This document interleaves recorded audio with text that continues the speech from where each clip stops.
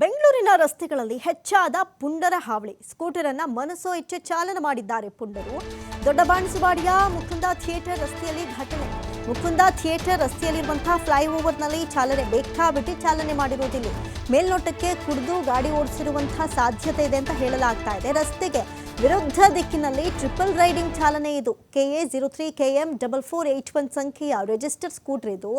ನೋಡಿ, ಹೆಲ್ಮೆಟ್ ಇಲ್ಲ, ಸಂಚಾರಿ ನಿಯಮ ಕೇಳುವಂತೆಯೇ ಇಲ್ಲ, ಗಾಳಿಗೆ ತೂರ್ಬಿಟ್ಟಿದ್ದಾರೆ. ಅವೆಲ್ಲ ನಮಗಷ್ಟೇ ಅಲ್ಲ, ಆಪೋಸಿಟಾಗಿ ಯಾರು ಬರ್ತಾ ಇದ್ದಾರೆ ನಿಮಗೆ ಮಾತ್ರ ಅವೆಲ್ಲ ಅಪ್ಲಿಕೇಬಲ್ ಆಗೋದು. ಈ ರೀತಿ ನಾವು ಹೋಗ್ತೀವಲ್ಲ, ಇನ್ನೂ ಡೆಡ್ ಆಪೋಸಿಟ್ ಆಗಿ ನಮ್ಗೆ ಅವೆಲ್ಲ ಅಪ್ಲಿಕೇಬಲ್ ಆಗಲ್ಲ ಅಂಥೇಳಿ. ನೋಡಿ, ಪುಂಡಾಟಿಕೆ ಎಷ್ಟು ಮಟ್ಟಿಗೆ ಮೆರಿತಾ ಇದ್ದಾರೆ ಅಂತ. ಜೊತೆಗೆ ಇವ್ರು ಹೋಗ್ತಾ ಇರೋದೇ ತಪ್ಪು, ಆಪೋಸಿಟ್ ಹೋಗಿ ಬರೋರಿಗೆ ಆ ರೀತಿಯಾಗಿ ರಿಯಾಕ್ಷನ್ಗಳನ್ನ ಕೊಟ್ಕೊಂಡು ಬೇಕಾಬಿಟ್ಟು ಹೋಗ್ತಾ ಇರುವಂಥದ್ದು.